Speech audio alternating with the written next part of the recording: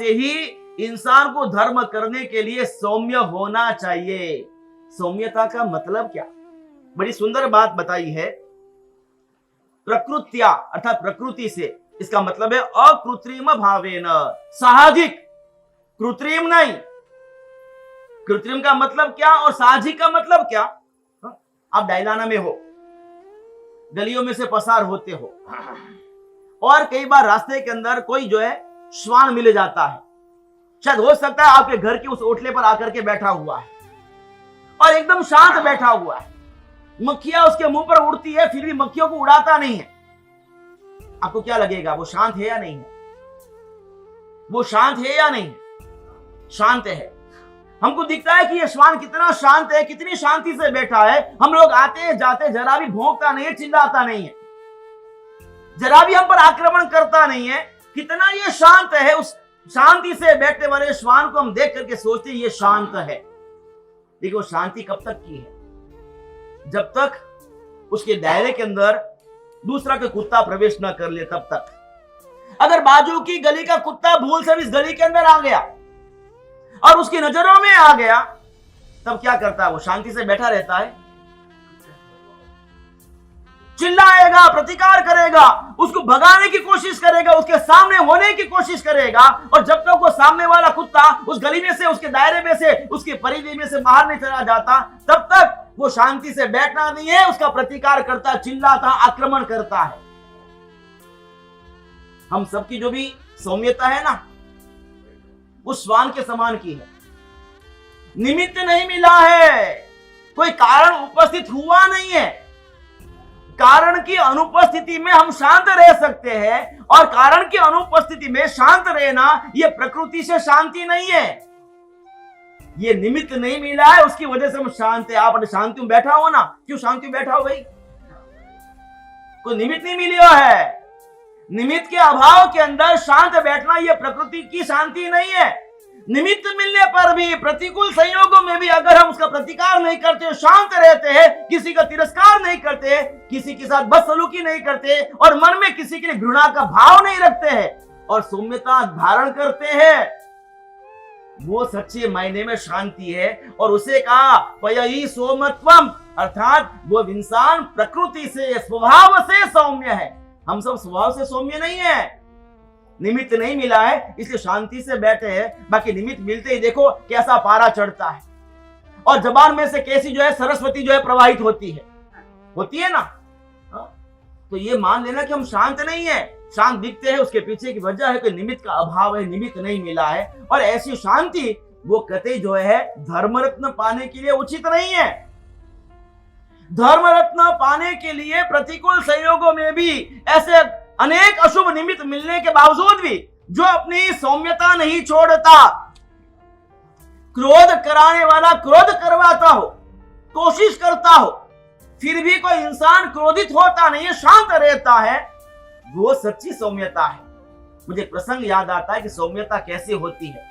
पयई सोमत्वम, प्रकृति से सौम्य कौन? कैसा होता है वो इंसान? वो साधक कैसा होता है? उसका स्वभाव कैसा होता है? बरसों पहले की बात है। आचार्य भगवंत श्री कैलाश सागर सुरेश्वर जी महाराज साहब के जीवन का वो प्रसंग है। आचार्य पद पर आए नहीं थे, उपाध्याय पदवीधर थे। साणंद के अंदर उनकी स्थिरता थी। साणंद अर्थात अहमदाबाद के पास का गांव, जहां पर जो है आप नैनो से जिसको जानते सारी दुनिया, हाँ, टाटा की नैनो कार जहां बनती, उस साणंद के अंदर अंजन सलाह का महोत्सव था। कैलाश सागर सूरी महाराज वैसे जन्म से स्थानकवासी परिवार में जन्मे हुए, पंजाब के जगरावा गांव के अंदर जन्मे थे। उनके पिताजी संघ के अग्रणी थे, आगेवान थे। और कैलाश सागर जी महाराज दीक्षा के पहले काशीराम जिनका नाम था, बड़े तेजस्वी थे, मेधावी थे, बुद्धिशाली थे। और उस जमाने में भारत पाकिस्तान एक था, विभाजन नहीं हुआ था। उस जमाने में लाहौर यूनिवर्सिटी से जो बीए ऑनर्स थे, जरा विचार करो आप, 100 साल पहले की बात है।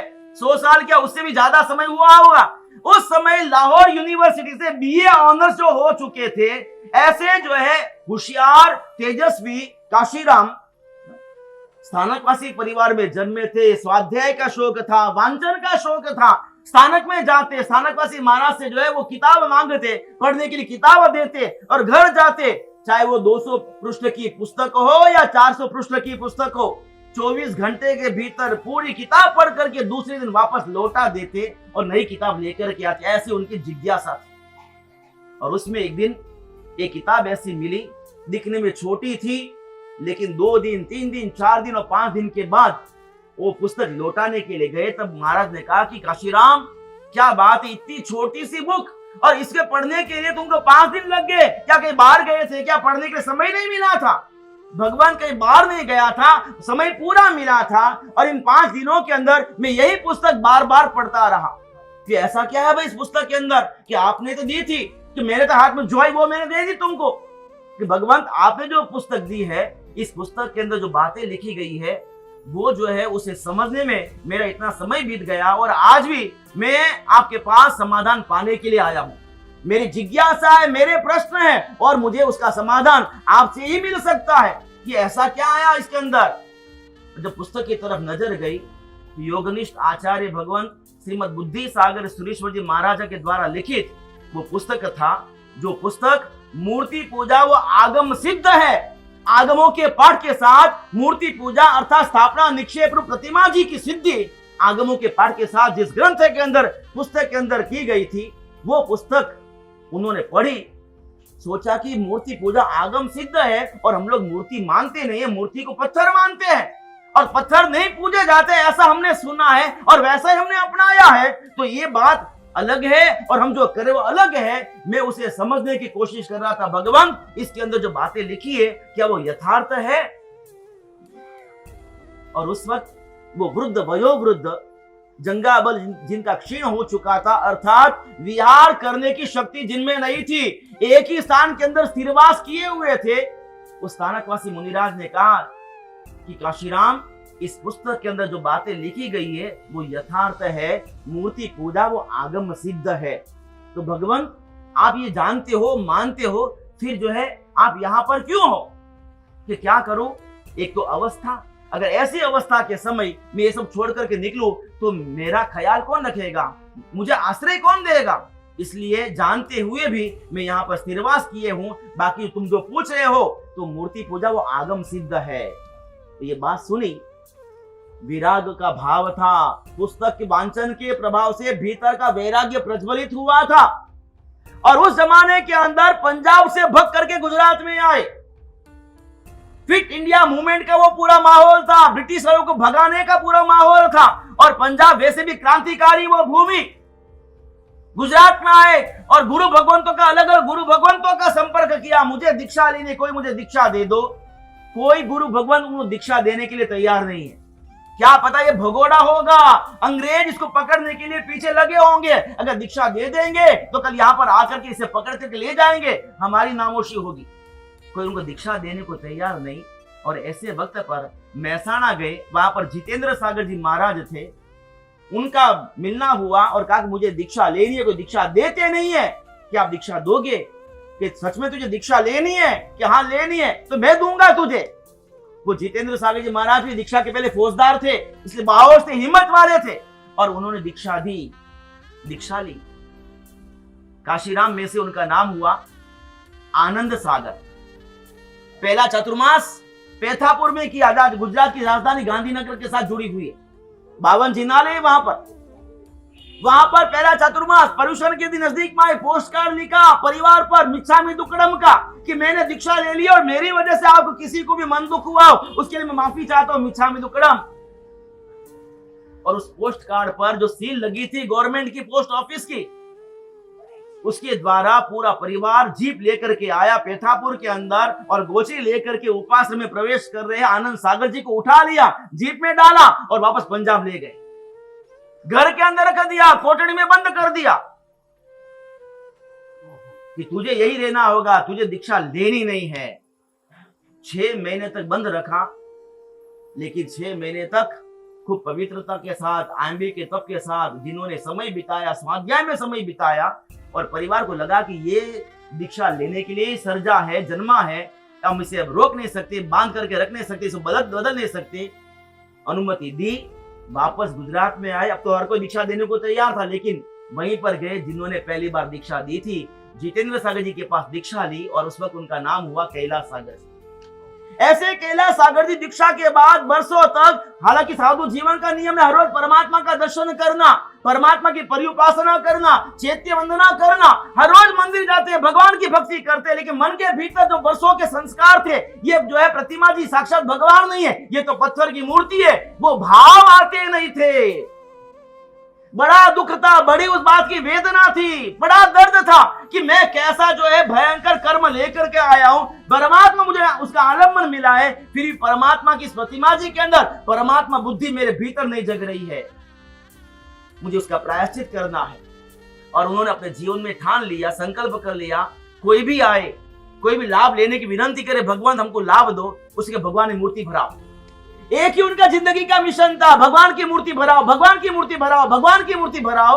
उन्होंने अपने जीवन के अंदर अनेक ऐसे श्रावकों को प्रेरणा दे करके हजारों की संख्या के अंदर परमात्मा की मूर्ति भरवाई।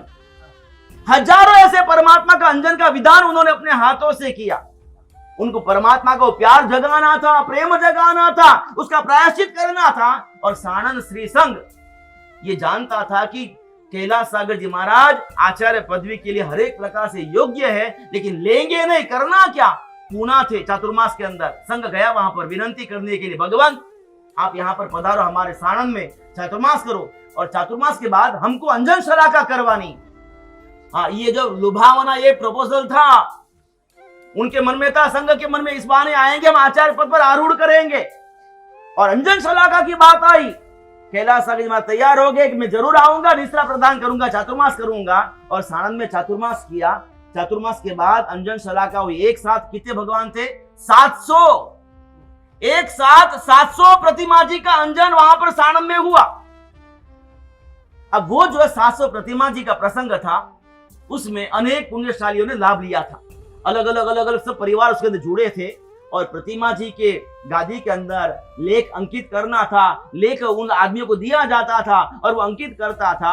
अंजन शलाका के विधि विधान हुआ और एक श्रावक आया अपने भगवान लेने के लिए, और जो भगवान उसके तय थे उसका नाम उस भगवान के नीचे लिखा हुआ नहीं था, उसका नाम और किसी भगवान की गादी के अंदर लिखा हुआ था। अदला बदली हो गई।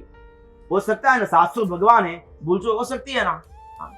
अगर मान लो कि आपके कोई भगवान आपने पसंद किए, मेरे ये भगवान मुझे ये भरवाना है, मेरा ये लाभ है, और आपका नाम उस भगवान की गादी में नहीं लिखा गया हो और दूसरी जगह पर लिख दिया गया हो, तो ठेका ही करो, शांत रहो, स्वीकार कर लो। गुस्सा हो क्या? लड़ाई झगड़ा करोगे? किसके साथ करोगे? माने नहीं छोड़े महाराज जी, देखो थे। हाँ, जो था वो देना था आपने। मेरी मूर्ति बदल कैसे दी? मेरे भगवान तो ये थे। हाँ, मेरे भगवान तो ये थे, मेरे भगवान ये नहीं है। हाँ, भगवान भी ये मारा ने वे थारा होता है ना। भगवान बन गए, पूजनिक बन गए हैं। अब जो है परमात्मा जो है पूजा के योग्य बन चुके हैं, विधि विधान हो चुका है, फिर भी हम भगवान में भेद कर दिए। भगवान थारा है भगवान।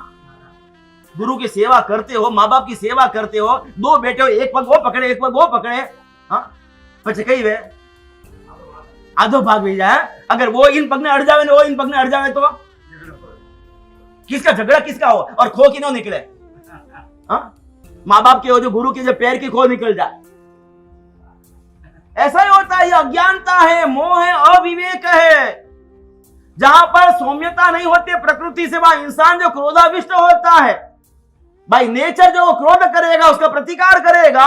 जिस श्रावक का नाम बदल गया था प्रतिमा जी के नीचे, वो गया आचार्य उपाध्याय जी भगवान के पास, कैलाश सागर जी महाराज के पास, कहा कि भगवान ये प्रतिमा जी मेरे नहीं है, मेरे तो वो भगवान थे, मुझे वो भगवान दो, मुझे ये भगवान नहीं चाहिए, मुझे ये भगवान लेना नहीं है। भाई भूल हो गई। देखो किसके सामने बोल रहा है, एक ऐसे गुरु भगवान जो वरिष्ठ है, संयमी है, चारित्र संपन्न है, जिनके संयम की सुवास जिनके शरीर से बाहर आती है। आप उनके चरणों में गोदी में सिर रखो ना, ऐसी सुवास आए कि उठने का मन ना। मैंने अनुभव किया, एहसास किया है, उनकी गोदी में सिर रख करके मैंने स्वयं उस सुगंध को जो है अनुभव किया है। ऐसे गुरु भगवान जिनके नेत्रों का संयम कैसा, कभी जो है किसी स्त्री को नजर उठा करके नहीं देखे, हमेशा जिनके नयन नीचे ढले हुए हो। मुपत्ति का उपयोग कैसा, बिना मुपत्ति के कभी उनके मुंह से एक शब्द ना निकले, हमेशा मुपत्ति बीच में रहेगी। ऐसे जिनके नेत्रों का संयम और जिनके जो है वाणी का वचन का संयम इतना अद्भुत था, और ऐसे गुरु भगवान के साथ वो श्रावक लड़ पड़ा, क्रोधाविष्ट हुआ, न बोलने योग्य ऐसे वचन बोले उसने। आपने क्या ध्यान रखा? आपके कहने से मैंने ये मूर्ति ली, मैंने मूर्ति भरवाने का लाभ लिया, और आपने जो है उस मूर्ति के बीच मेरा नाम लिख दिया और इस मूर्ति के नीचे जो दूसरों का नाम लिख दिया। आपने जानबूझ करके ऐसा किया, उस श्रावक को लाभ देने के लिए आपने मेरी मूर्ति उसको दे दी। हम क्या आक्षेप नहीं लगाते? ये भूल तो उस कारीगर की थी जिसने नाम लिखते वक्त चूक हो गई, अदला बदली उससे हो गई थी। गुरु भगवान का उसके साथ कोई जो है लेन देन नहीं था, कोई उसका दोष नहीं था, फिर भी निर्दोष है रे गुरु भगवान के सामने वो इस कदर व्यवहार कर रहा था, बोल रहा था, तो गुस्सा आवे कि नहीं आवे भाई? हम प्रतिकार करेंगे या मौन रहेंगे, शांत रहेंगे? मैं मौन रहा थे जो प्रतिकार कर रहा थे, माना माते हावी और मैं जो चुपचाप स्वीकार कर रहा। हाँ, अक्सर यही होता है, हम प्रतिकार करेंगे, भाई तू मुझे क्यों बोल रहा है, गलती उसकी है, तू तुझे बोलना तो उसको बोलना, डांट उसको, गलती उसने की है, उसने नाम लिखने में भूल चुकी है, मैं थोड़ी वहां पर खड़े रहकर के मैंने क्या कि इसमें तू ये लिखना उसमें वो लिखना, उसने ऐसा लिख दिया, अब गलती हो गई सो हो गई। लेकिन ये तो कैलाश सागर जी महाराज थे, वो इतना चिल्ला रहा था और सबसे बड़े गुरु भगवंत थे, वरिष्ठ गुरु भगवंत थे। भाई भूल हो गई, मिच्छामि दुक्कडम, क्रोध मत करो, शांत रहो, गलती हो गई है, मैं आपके लिए वैसी की वैसी और एक मूर्ति बनवा लूंगा, मंगवा लूंगा, फिर से जब भी अंजन शलाका होगी मैं आपके नाम के उसके अंदर अंकित करवा करके अंजन करके आपको दूंगा। आप जरा भी बोलो शाद मत करो, आप जरा भी क्रोध मत करो, आपको जो लाभ मिला है उस लाभ का आनंद लो, बाकी जो है गलती हो गई उसके लिए मैं आपसे क्षमा याचना करता हूँ, मिच्छामि दुक्कडम, आप मुझे माफ कर दो। जरा सोचो तो सही, कैसी सौम्यता स्वभाव की। हाँ, गलती खुद की नहीं थी, फिर भी प्रतिकार नहीं किया, उसके साथ तिरस्कार नहीं किया, उसकी अवमानना नहीं की। बहुत मुश्किल है साधु जीवन पाने के बाद भी ऐसी प्रकृति से सौम्यता लेकर के जीना, बहुत मुश्किल है। मेरे जैसे साधु के अंदर वो सौम्यता नहीं आएगी, बहुत कठिन है। कहूंगा मेरी गलती नहीं है तो आपने मुझे बोला कैसे, पहले प्रूव करो मेरी गलती। मैं ऐसा आया जिस प्रकार आपके संसार के अंदर होता है ना, अगर आपके बेटे की गलती नहीं हो और आप बेटे को जरा सा डांट दो, पचे देखो थे, वैसे काल है, वहां से यहां पर आने वाले सब जो भी दीक्षा ले रहे हैं ना, आते कहां से, वहीं से यहां आता है। हाँ, बोलते हैं ना कि जो कुआं में होता है वही हवाड़ा में आता है। तो आपके भीतर के जो संस्कार आपने दिए होंगे आपके बच्चों के अंदर, परिवार के अंदर, और उसी में से यहाँ पर भगवान के साधु को बनते हैं, साधु जी बनती है। और अगर कोई गुरु शिष्य को या साध्वी जी अपने शिष्या को अगर कुछ ऐसा बोल दे, उसकी गलती ना हो, तो क्या वो शिष्य जो स्वीकार कर लेता है?